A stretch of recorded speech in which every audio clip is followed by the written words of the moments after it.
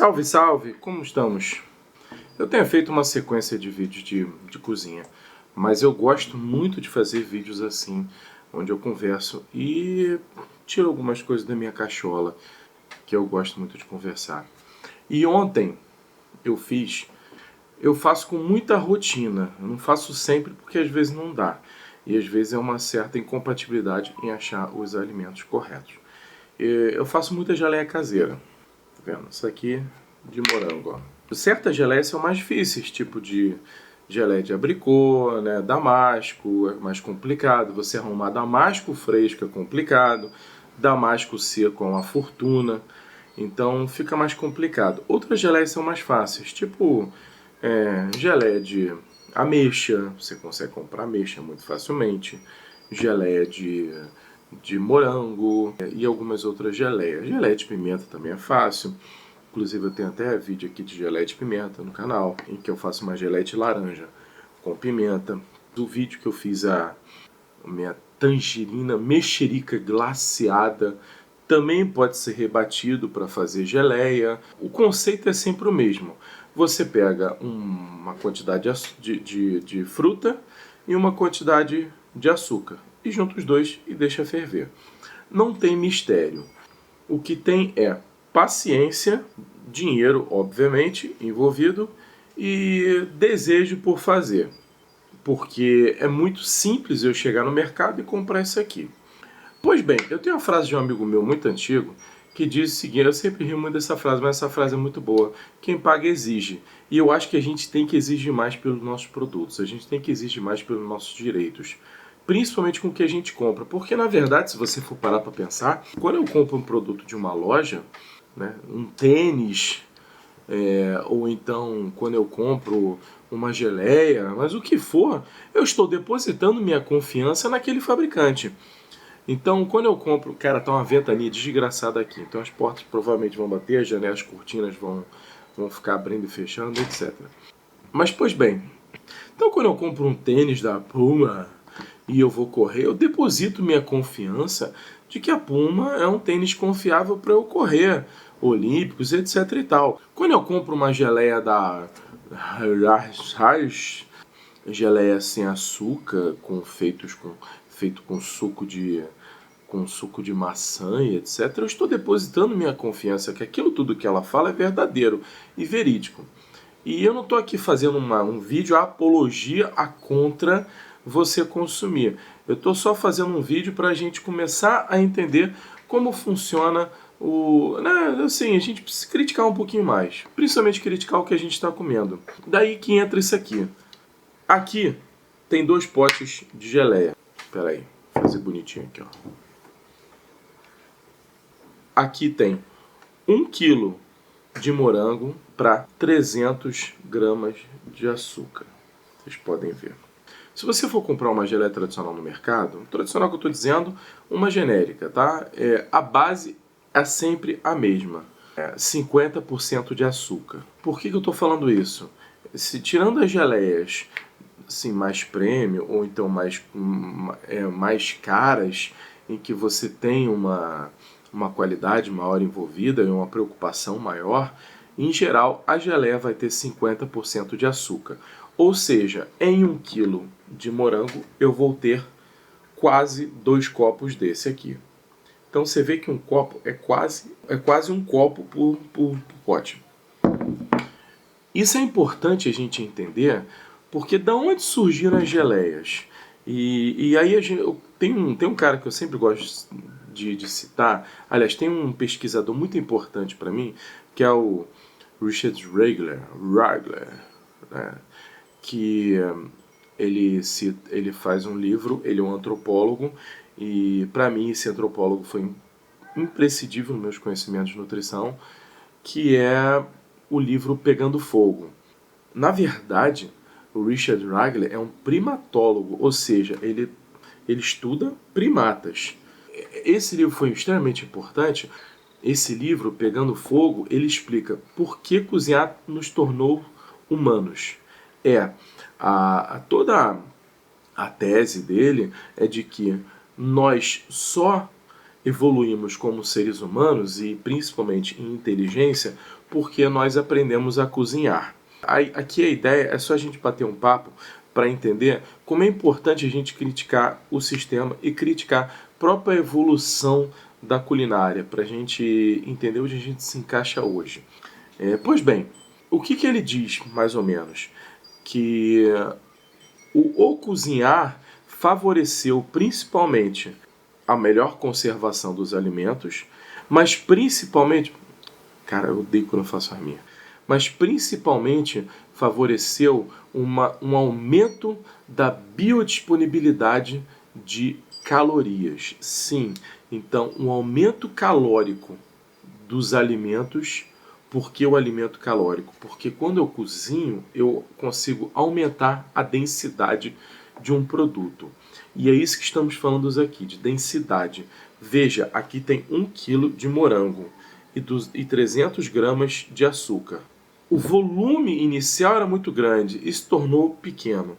Então a gente aumentou a densidade. Quando você aumenta a densidade, isso facilita o transporte, isso você consegue comer mais quantidade no menor tempo.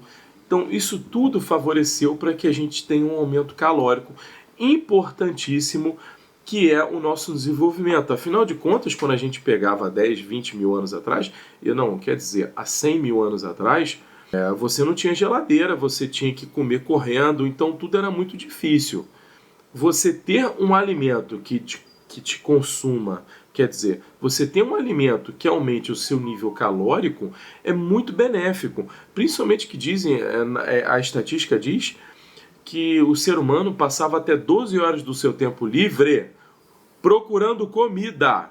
Quando hoje a gente passa 12 horas do nosso tempo livre procurando comida? Não passa. A gente não passa nem 10 minutos, porque abre o freezer, tira a lasanha pronta do micro-ondas e joga no micro-ondas. Então o tempo de busca pela comida foi 1 minuto.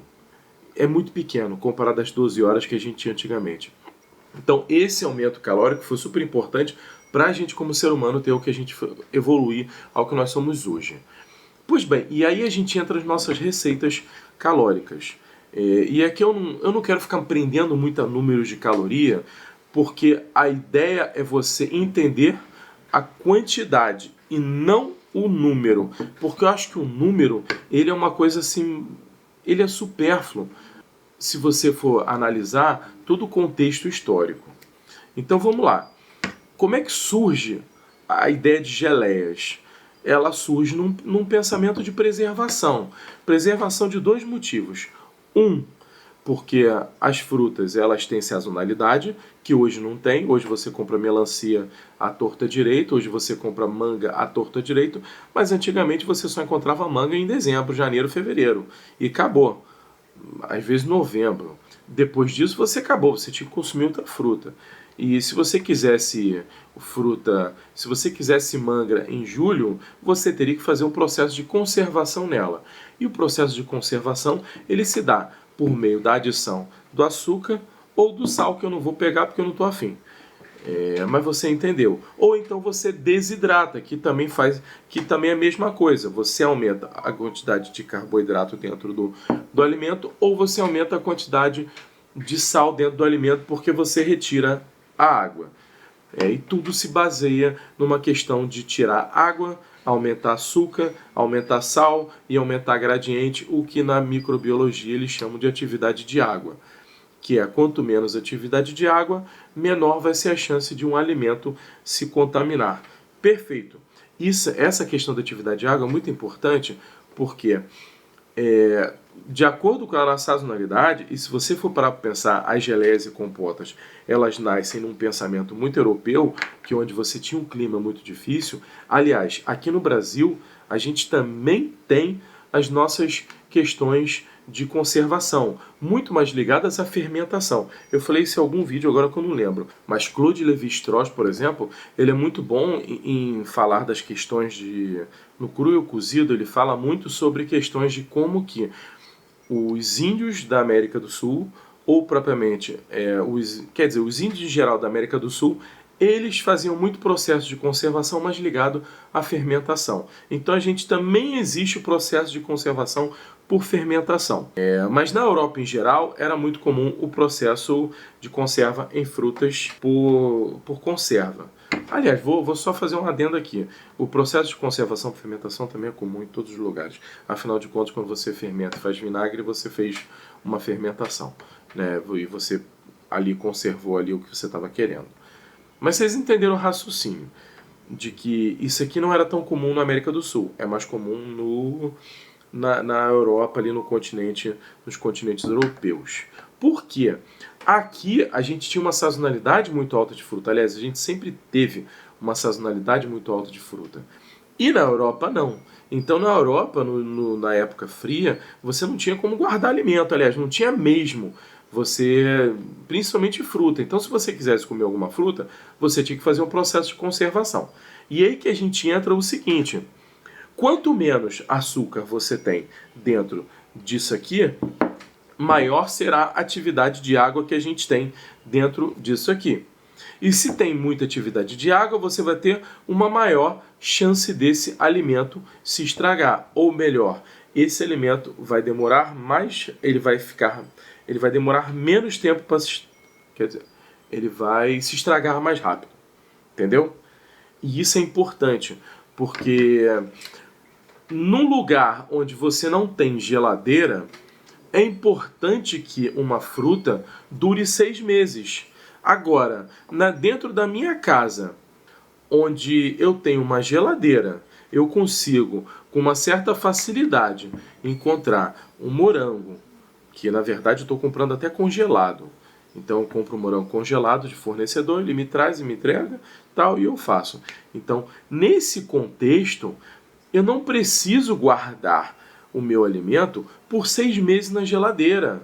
Aliás, nem tinha geladeira naquela época.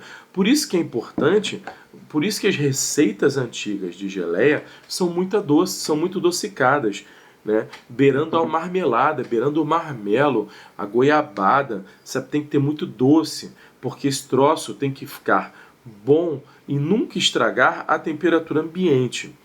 Só que esse conceito é um conceito que a gente traz desde o medieval, desde as eras negras lá da civilização, que hoje em dia não faz mais necessário. Se você for experimentar isso aqui, vou pegar um, ó, tem até vácuo aqui, ó. Ah, tirei o vácuo, porque eu botei quente e aí formou vácuo, em vaso quente, até para aumentar mais a conservação. Eu vou pegar uma colherzinha. Aqui, ó. Não vai focar, que desgraça. Caiu, agora tu foca, né? Ah, focou. Olha só. Aqui eu tenho uma geleia, que ela é doce por ser geleia, óbvio. Ela tem 300 gramas de açúcar, mas ela só tem 30% de açúcar. Agora você imagina uma geleia com 50% de açúcar, que é o que a gente consome no mercado. São as geleias do mercado. Por isso que eu comecei a falar do vídeo falando da brincadeira do quem paga exige. Por quê? As geleias de um modo geral estão absurdamente caras. Se você quer uma geleia de boa qualidade, você vai ter que pagar um preço muito alto. Veja, uma geleia de 50% mediana no mercado, ela desse tamanho aqui, chega de 20 a 30 reais. Tem geleia sem açúcar, que não tem esse tamanho, obviamente, é metade do tamanho, que beira 30 a 40 reais. Então é muito caro. E eu não estou falando por questão de ser candinga, não. É uma questão de sobrevivência. É uma questão de você olhar o valor e falar, cara, não vale a pena você gastar 40 reais num pote de geleia desse tamanho, que você, com 20, 30 reais, você faz 2 potes maravilhosos na sua casa e que você sabe de onde veio. É só pra gente ter aqui uma noção de que, olha a quantidade de açúcar dentro disso aqui. Então tem que ser calórico. É para ser calórico porque não tem como. Ele foi feito para ser dessa forma. O que a gente precisa entender é o seguinte: já que é calórico, que façamos um bom uso disso. Ou seja, que façamos que conseguimos aproveitar de forma correta. E não simplesmente demonizando o produto ou pegando e agora trocando tudo por sem açúcar, por sucralose e os bonecos, porque você cria outros problemas, que é você não para criticar o que você está comendo. Quando você consome algo que você não consiga criticar, o que você está consumindo porque você acha que não tem nenhum problema, você não consegue criticar o que você está comendo. É igual, por exemplo, você bebe uma água, você não critica por beber água, você critica por não beber água. A partir do momento que essa água está suja, você precisa beber que eu tô, precisar beber que eu estou falando é porque você está desidratado e só tem aquela água, você mesmo assim você critica.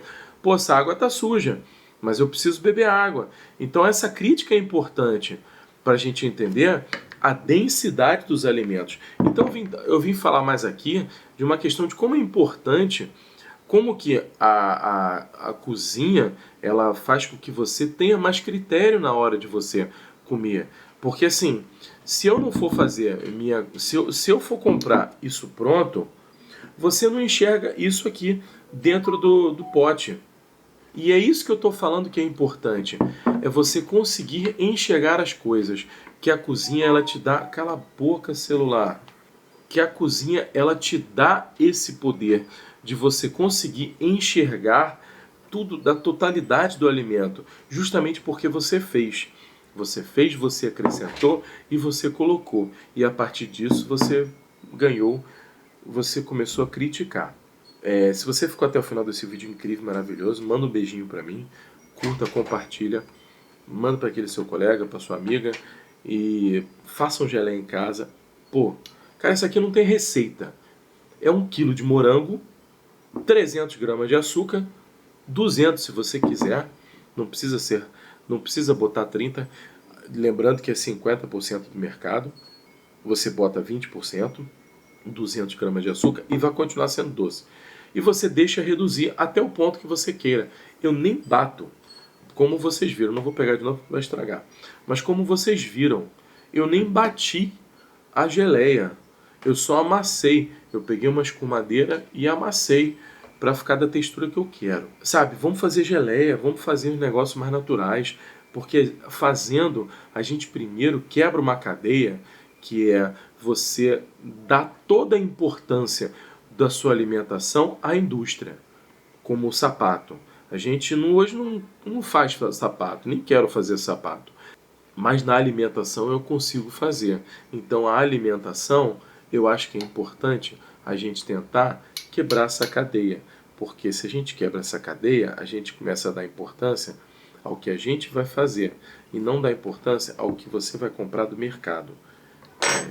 Porque o que a gente mais vê todos os dias é fraude em alimento, é alimento feito de maneira errada, é rótulo feito de maneira errada, e as empresas não estão nem aí, porque na verdade o que elas querem é ganhar dinheiro em cima da gente. E aí existe toda uma questão de ética em cima disso. Mas o que eu quero falar é justamente isso. Vamos fazer, vamos se preocupar. Quando a gente cozinha, a gente começa a ter critério de escolha, e isso é muito importante, principalmente para a nossa alimentação. Não só para quem quer emagrecer, mas para quem quer, de uma maneira geral, se alimentar de forma adequada. Porque eu conheço muito diabético magro que nunca se preocupou com a alimentação, justamente porque acha que só vai ter problema se engorda. Mas não, tem muita gente magra com doença. E se tem gente magra com doença, é porque não é tão simples assim. Engordou e teve doença. Ou tá magro, tá saudável. Não. Aliás, magro e saudável é uma questão muito complexa, porque hoje o que mais tem é gente morrendo de ataque cardíaco sendo magra. Justamente porque eu sou magro e aí eu não preciso me cuidar, porque na verdade eu não estou com problema, e o cara vai ver, o cara vai fazer uma academia e aí aparece a notícia no jornal que o fulano teve um ataque cardíaco. E por quê? Porque já tinha um problema cardíaco e nunca foi ver, justamente porque achava que estava saudável, porque acha que magreza é sinônimo de saudável. Então é isso. É um vídeo rápido com várias coisas que eu joguei na tela, mas o importante é isso, a gente entender, a gente fazer uma reflexão sobre o que a gente está comendo. Então, ó, Beijo em vocês. Beijo com a minha geleia, ó.